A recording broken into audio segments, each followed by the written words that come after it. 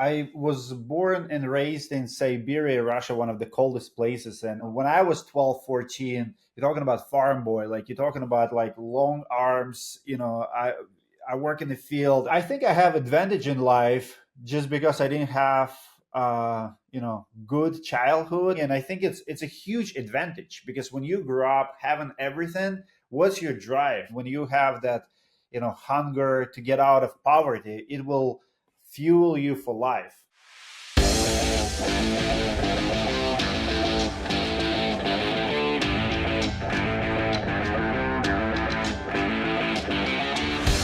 All right, everyone, welcome to a very special episode of High Stakes with Steve Rozenberg. This is the show where we talk about the person, not as much about their success, but more about who they are. I think everyone knows that in life, everybody has all the accolades and the resume, but nobody really talks about what it took to build the resume and who they are. And I have a gentleman on today who he and I have crossed paths on many stages at many events. But I never got to meet him, and I thought, what a good time to meet him at the same time when other people can meet him in the industry and kind of get to know him, what he does, and also kind of challenges and things that we all go through in life. So Dmitry is here. I'm not even going to attempt to say your last name, Dmitry, out of respect for your name. So I'll let you kind of say it, and then also tell a little bit about yourself, what you do, and then we'll just kind of jump in, brother. My name is Dmitry. I was born and raised in Siberia, Russia, one of the coldest places. And honestly, to understand me, you have to go all the way, to understand any person. You want to go to their childhood. Actually, I had a coach this morning. I do CrossFit, and my coach from Sweden, like very, high end. He played football here in the United States, and he told me today. He said, so we were squatting, and he was, trying to identify my strength, weaknesses, and he told me, Dmitry, you know what? You probably not don't want to hear it, but your limit is your childhood. He said that we like the way our muscles build. It's when you're 12 to 14 years old. Like what you were doing at that age is probably shape you for the rest of your life. That's why if you look at so many sports, kids and teenage years are crucial, and there's a lot of things you can improve. You can become fit in 30s and 40s, but you limit, like if you did not squat when you were 12 and 14, you're probably not going to squat 500 pounds later in life. You're probably not going to be like super impressive. I mean, you can still squat for the rest of your life, but what we do at the teenage years is very, very important.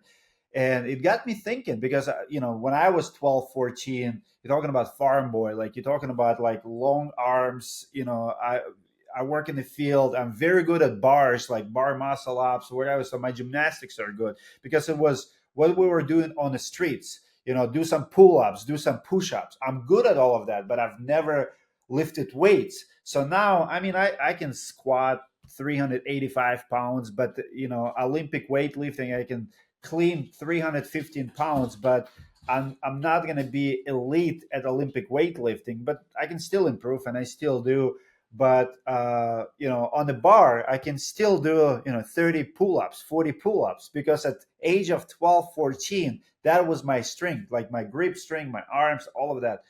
Anyway, I think I have advantage in life just because I didn't have good childhood. I didn't have it come to me, and I think it's a huge advantage because when you grow up having everything, what's your drive? What's your goal? Goals, we grow when our goals are growing, and when you have that hunger to get out of poverty, it will fuel you for life. So Yeah, it's interesting, man. I've my background is being an international airline pilot, so I travel the world. And I've never been to Siberia, but I've been to every continent except Antarctica, and I've seen we'll say a lot of bad places over the years. And what's interesting is, and I'm sure you could probably relate to this more than most people, is people don't realize like how good we have it here in the United States, right? In the bubble we live in, until you go outside of the bubble and you start seeing what it's like. And I'm sure for you growing up, coming here, What are some things? So I'm going to go off track a little bit because I'm very curious about this because I think the human psychology of listen. I've been working out since I was 11 years old. I've done competitive bodybuilding, all those things. Now I kind of have a I don't want to say a broken body, but I have a bit of I've got some challenges, we'll say. But I still get up every day. And my perspective is nobody cares. Like nobody cares about my wins. Nobody cares about my accolades.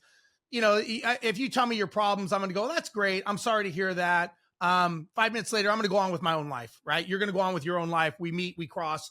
And I think some people cross paths for a reason. Some people for whatever reason that is, good or bad. When you came, like what caused you to come from Siberia here? Like what was that drive? Was that something you wanted or was it just something your family did?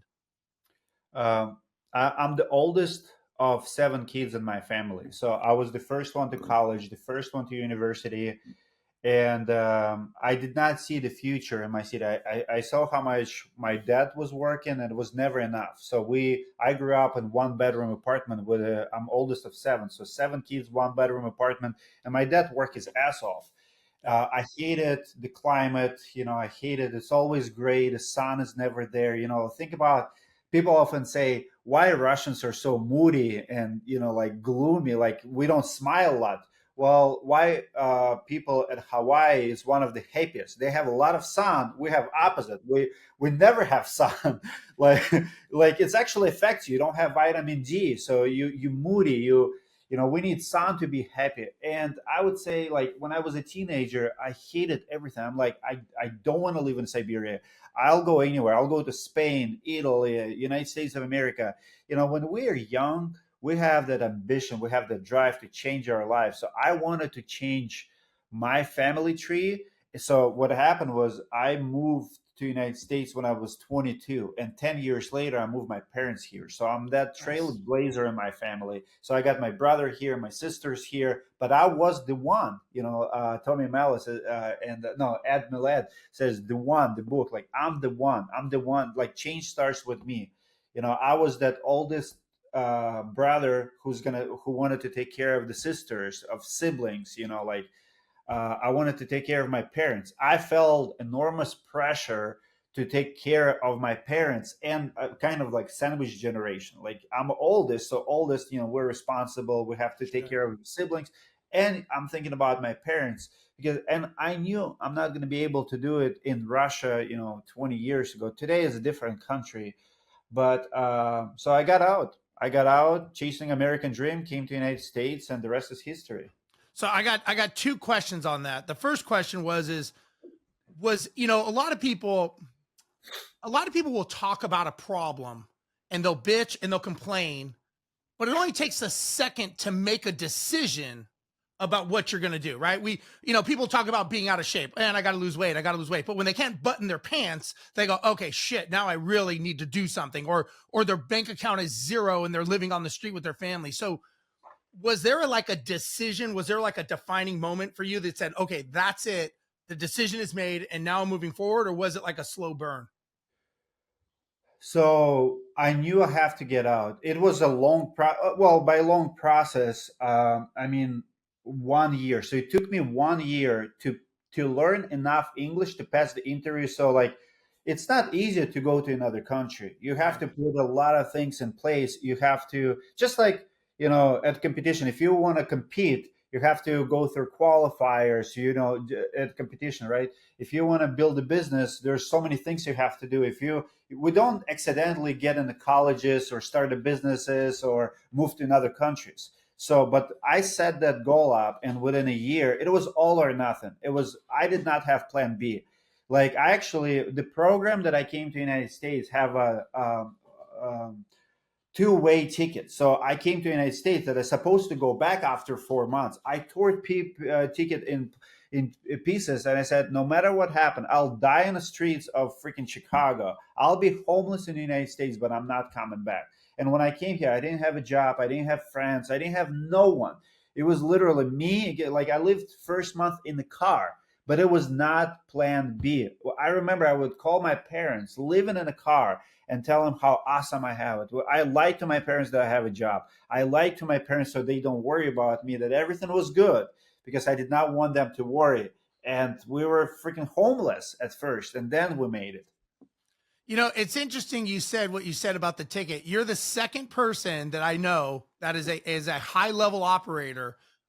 Sports also. He was a boxer, a buddy of mine, and he moved to LA back in the 90s, and he did the same thing. He's like, I had a two-way ticket to get there. He's like, I ripped up my ticket, and I was like, they're gonna have to drag me from the streets of LA for me to go back. He's like, I am never going. He's like, you know, and I forget where he was from, but it wasn't horrible, but for him, it was like he made the decision and he was all in, and nothing was going to stop him, you know? And I think that if people could grow up, and I'm not saying everyone needs to grow up like that, but I think if people could grow up understanding what the other side is, right? Going to other countries. Like, I think everybody should travel the world and see what it's like to live in, you know, in the Rio de Janeiro or the slums or the favelas, or just understand that it's pretty good. It's pretty good here. Like, you can have whatever you want. You can bitch, you can complain, you can tell me all your That's the problems, world, but I man. guarantee you this is nothing compared to other people. Like,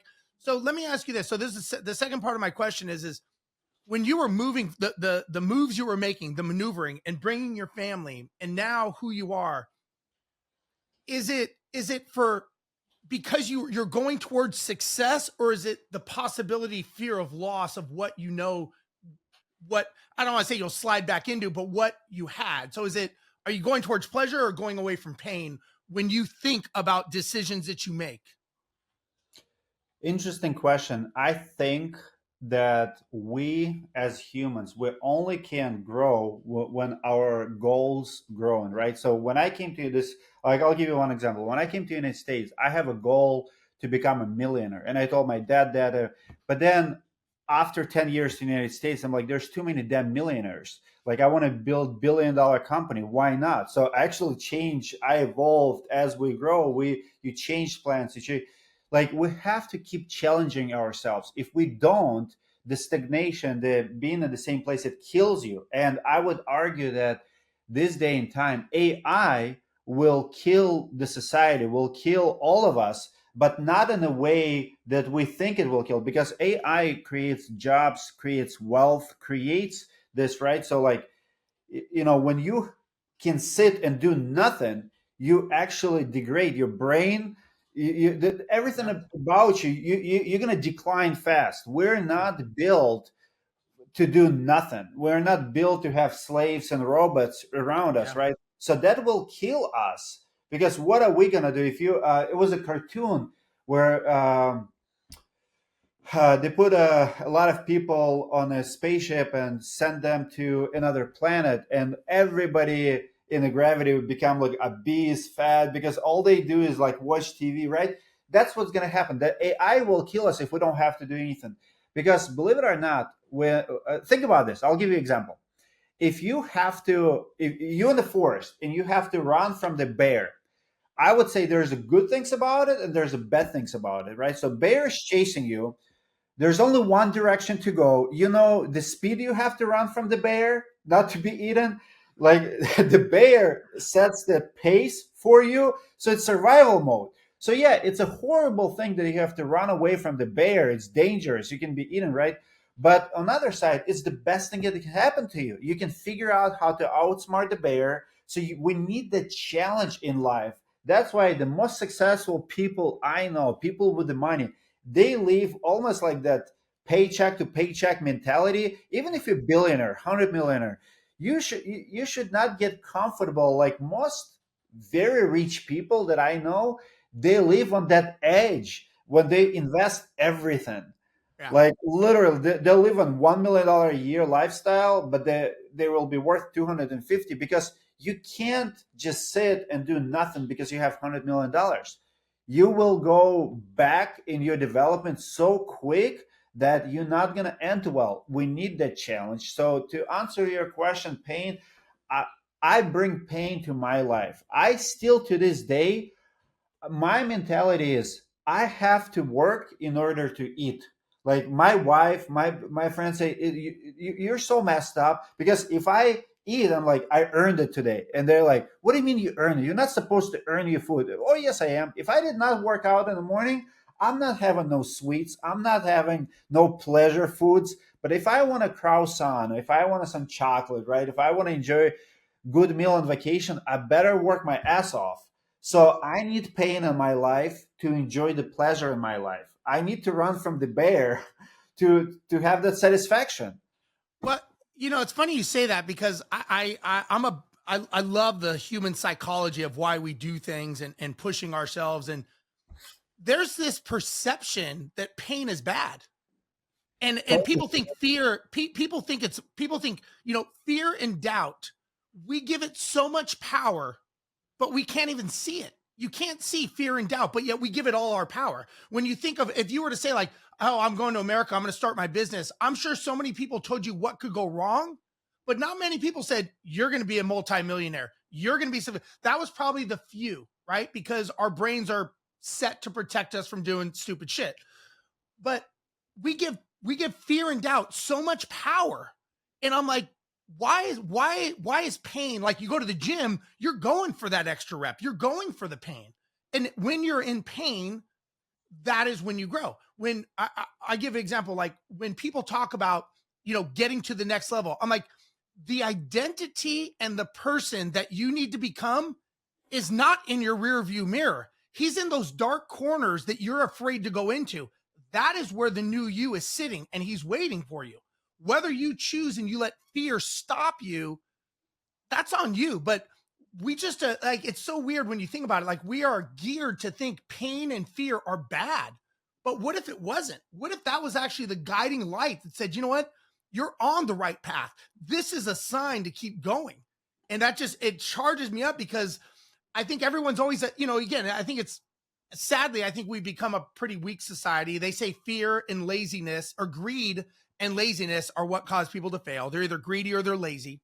Mm-hmm. So for you, like, what charges you every day, right? You're successful. I've had some success.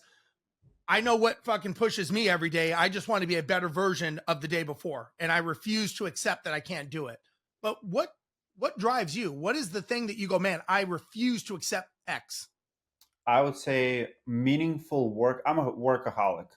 And in this country, a couple of years ago, I would say almost declare a war on long hours. Like everybody thinks, just like people say pain is bad, people say, you have to work smarter, not harder, right? Like, what do they mean? Like the whole like 5 hour a week lifestyle, being on the beach, working from anywhere. I love it. Like I love technology. I love that I can be working on the plane, on the trip, from my hotels. I love all of it. But the problem is, here's the biggest challenge that I see. That, like, for me, my driver is when I do meaningful work, I want to be tired. I enjoy good things in life only when I'm tired. It's a reward for me. Life is a balance. We are not supposed to be sitting and doing nothing. The Bible says, work 6 days, rest one day. Now you have people who wants to work 5 days. We see people who wants to do 4 days. Like we have people who wants to work 3 days a week. A lot of young people cannot put 40 hours of work, but they can be scrolling for 40 hours, but they cannot put 40 hours. So I want to get tired. I want to earn, my pleasure. I want to earn my reward, and that's where I truly enjoy myself. Our vacations, our good times, supposed to be earned. What are you on vacation from? Like you vacationing from because you're tired from work. So I said that I have 5 kids, and we do these trips. I plan them ahead. 5 months, 6 months ahead. I live from trip to trip. So I took my family to Italy on spring break a couple months ago. So the moment in August I had my kids' schedule, it's the moment I'm booking that spring break vacation, and I want to take them to another country. So Yeah. it's our thing. And now for 5 months, I'm looking forward to it. So the moment we come back from spring break, I'm booking another trip. Another 3 months from now. Now we're going to Jamaica. So we went to Italy. Now we'll go to Jamaica, and in between, I'm sprinting. It's my mini sprints. 2 months, 3 months, I have to accomplish a lot of things. I mean, those are expensive trips, right? Sure. $20,000, $30,000 trip for a family of seven. And but I want to be ready. I want to be on that vacation where, hey, you work your ass off for 3 months. Now you can enjoy it, be with your family. So for me, it's a cycle between the rest and real hard work. And I don't enjoy myself. I cannot relax if I did not work super hard before. So that's like ultimate work cycle in life. Work hard, play hard, and I see people who go all in on pleasure. They either get into drugs, self destruction, or some kind of stupid behavior where nobody lasts long there. You will not find person who went in his 40s, 30s into full pleasure mode because he's a son of billionaire or whatever, who did really well by the age of 80. Like maximum maybe 1 year you can sustain it. And then we all need meaningful work. We were built to create. So if you don't work hard for majority of your time, you're not going to enjoy yourself. You're not going to enjoy any pleasure in life. That's for me the balance.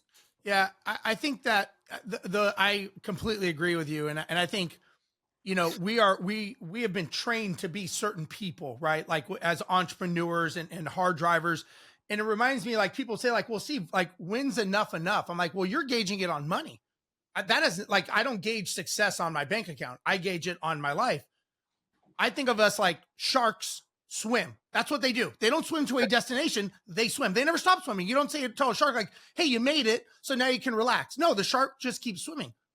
I think as entrepreneurs, to become successful, we had to become that person that wanted to swim all the time because that's the ideology. So I tell people, if you are saying that you just want to quit, then you're probably lying to yourself as to who you really are, because you're not that person. You have you are your identity.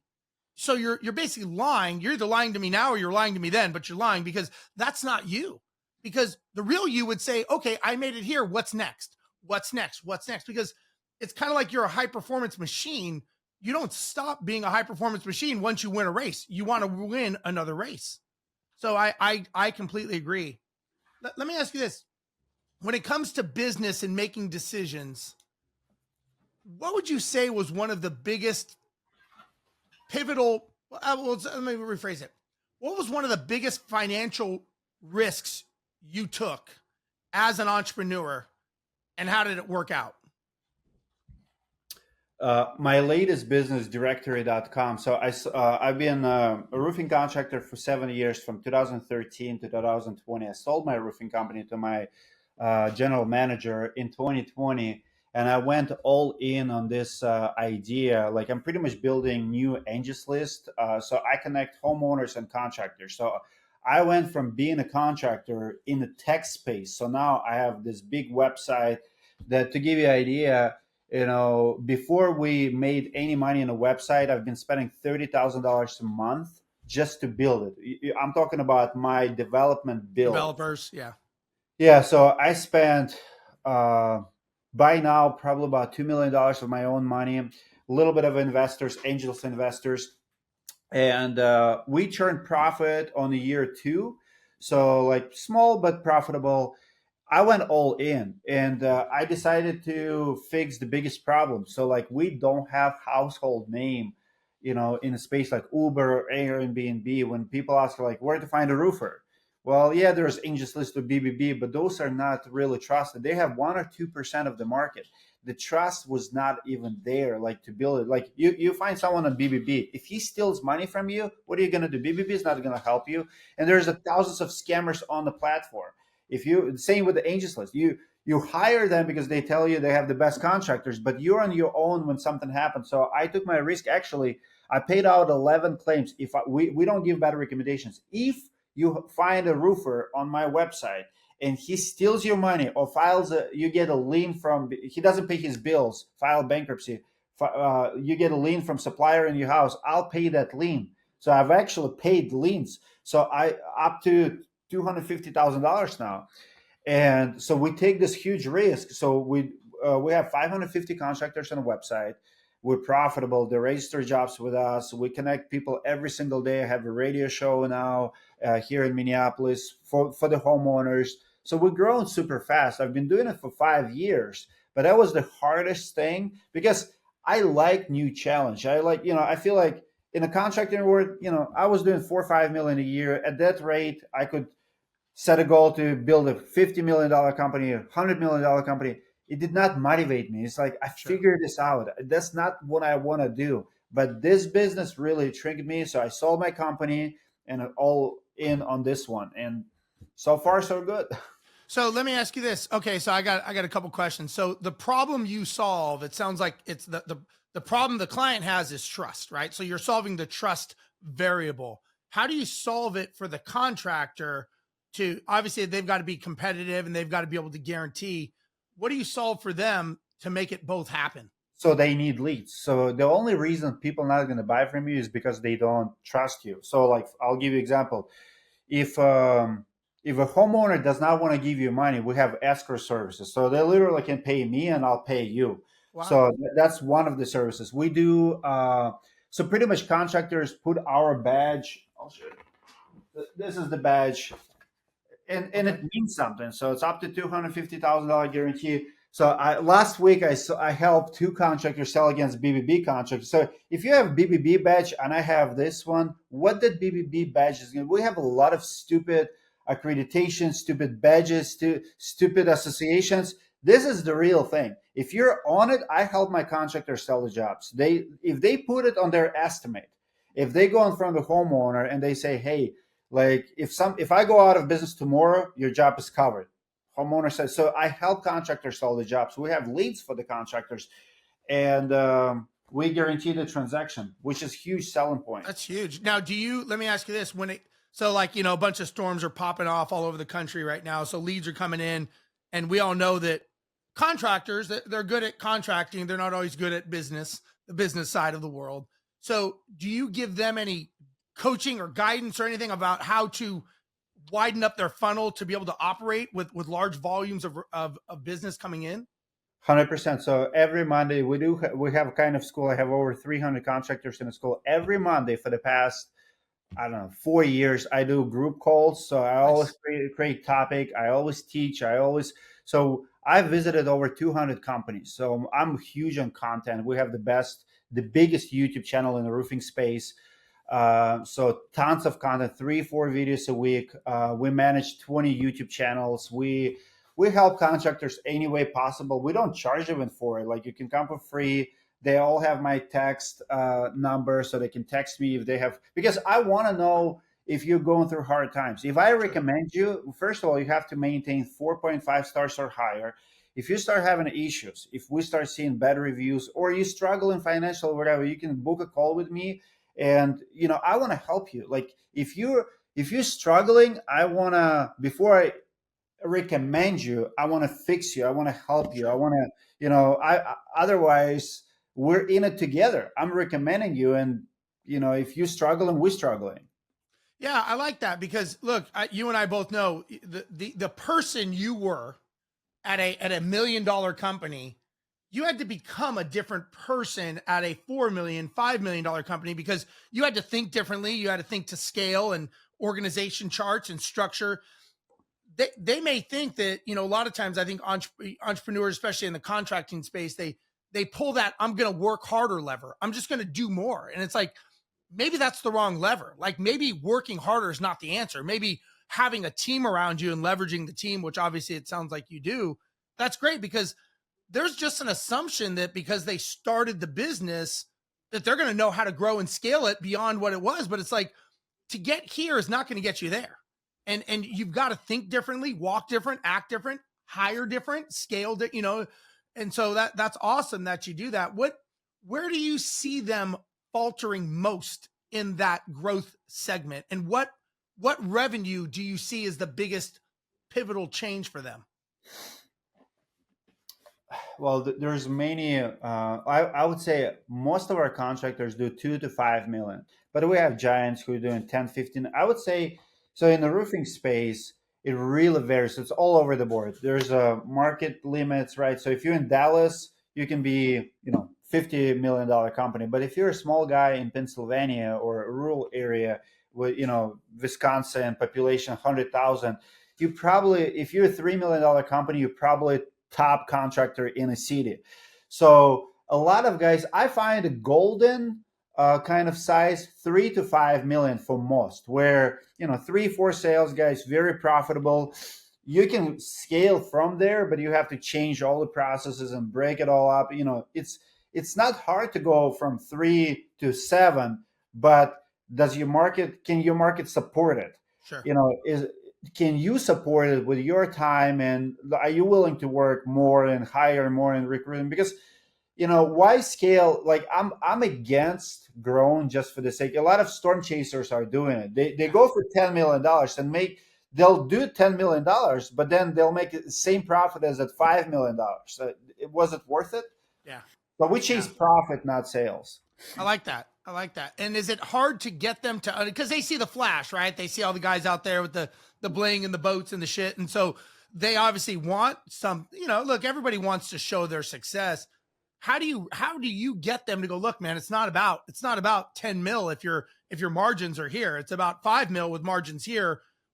How do you get them to understand that? Because that's a psychology to get them to learn that. We live by example. So, like, I do a lot of company tours. So when I travel to over 200 companies, and I show them all the examples, right?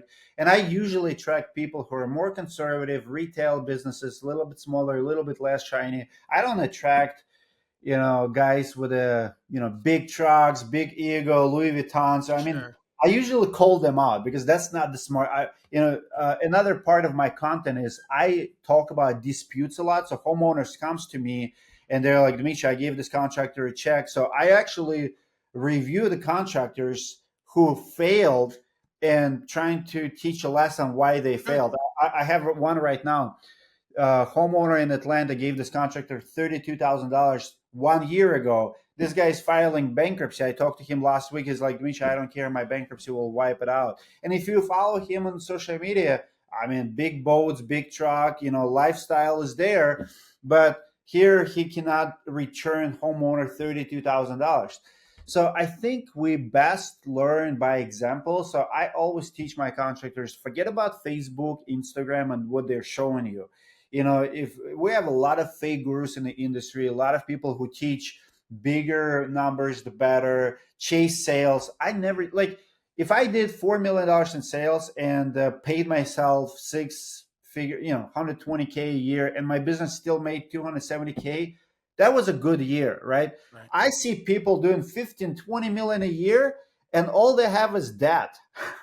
All they have is, like, they owe suppliers, they owe salespeople. They will file bankruptcy. It's just a matter of when, because they have a broken business model. And I tell people, don't teach until you actually have profit. So I don't care about them. So we have a lot of fake gurus on social media. You have to filter, and you have to know how to read them. And don't follow people whose lifestyle you don't like. Yeah.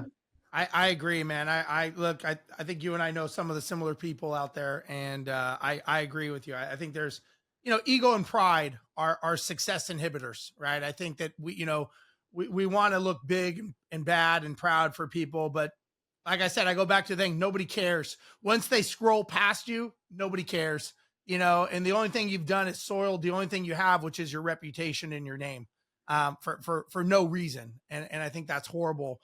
And more importantly, I think it's horrible because of the example they're setting for people that are watching them. And I think it's irresponsible for people to assume that that's how this person's living and that's the life they're living. And I say, man, at some point, you will probably have to answer for that to someone. I don't know who, it's not me to judge, but at some point there will be an answering for that. And only you can say if you honestly thought, or, you pay for it in time, you pay for it in money, you pay for it in lawsuits, whatever, you're just as a person, and I think that character has a lot to say. My thing is I'm authentic, I'm consistent, and I'm sincere. You may not like me, but you'll respect me and you will trust me because I am who I am. I speak on stages like you. I'm on big stages. I get off the stage and they're like, man, you're just a normal guy. I'm like, I am who I am. They're like, that's not like so-and-so. I'm like, I'm not that person. So we are who we are. Like, you just, and like you said, it's sad because you're, let's say you're in the Midwest and you're trying to build a roofing business. So you're like, who's the best out there? You go to social media, You see someone who allegedly is the best on social media, and they're not a business person at all. They're kind of they're robbing Peter to pay Paul. They don't know what it's like to have hard times and have the ethics and morals to push through. And they're doing things that I don't agree with. We'll just say, but it's not my place to say. All right, I got a couple of rounding questions for you. I want to be respectful of your time. So these are just off the cuff, and you just spit your magic. All right, brother. Okay. So, what is your personal non-negotiable when it comes to being successful?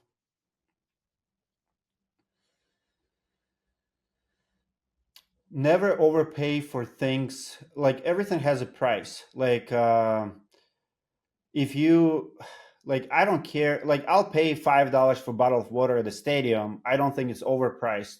But water should not cost $40 or $50, right? So there is cost for everything. And there's a lot of things you pay premium price, but a lot of people just buy things at premium tags just because they can to show off or whatever. I don't get it. And like just to show off, just to say that, like for me, the basic business rule is just a common sense. You don't overpay. You save where you can. And a lot of people, they're losing that. Once you start making money, you start looking at the prices. You start looking, start throwing. Like for me, you always look at the price. You'll always look at the value. You don't overpay for someone's time. If someone worth $100,000 a year, you don't pay them $200,000 a year. Let them grow. So everyone has a price. Everything that has a price. Just because you have money doesn't mean that you have to show it and throw it at things that don't cost that. Yeah, I like that. What do you value more, money or time? Time. Yeah, 100% yeah. time. And time is the biggest asset you have. 100%. Yeah, I think a lot. They say that we tend to waste the thing we value the least. So people will value they value money over time. So to learn something like what you've learned, right? They'd rather it take 12 years than 12 months, or a couple of calls with you to learn how to do something. So they'd rather hoard their money and waste their time. But they reprint money, they don't reprint time, which I think is it. And I think that's something that, and again, you didn't, it doesn't sound like you went to school here, but growing up at school here, we were taught to be good employees. What do employees value more? We hoard money and we waste our time because time we're trading time for money. Sure. What book have you read that just changed your mindset forever? It just made you look at things differently. It was several. The latest one, Dan Martell, Buy Back Your Time. It changed how I look at my calendar. I got a personal assistant after that book. I don't manage my calendar anymore. I don't manage my emails anymore. I live by that book. Like when you're an entrepreneur, at first you're wearing too many hats, but then as you grow your business, you have to buy back your time to do only what's profitable, what's your time should be spent on. I don't spend time on a lot of stupid things that I delegate. So Dan Martell, Buy Back Your Time is that book. Okay. What do you either business, personal, fitness? What's your current obsession right now? Like, what do you like? This is your thing. I would say biohacking and my health is number one. So like this morning, I have a coach. I've been doing CrossFit for 7 years and I'm really good at CrossFit, but I'm obsessed at competing at CrossFit. I'm 41 years old and I'm trying to get to CrossFit games in my division, which is 41 to 44. And, you have to be a top 1% of the world. So there's like 25,000 people in that category alone. So I hired a CrossFit coach.